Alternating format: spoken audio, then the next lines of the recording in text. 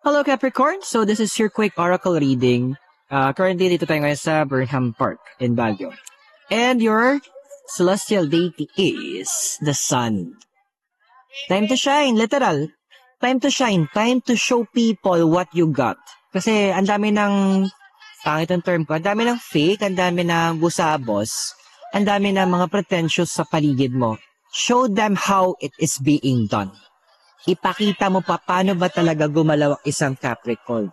In your respective field, sa respective craft mo, ipakita mo sa kanila paano ba yung tamang pamamaraan. Show them po ba, i-overshadow mo na sila, shine bright like a diamond.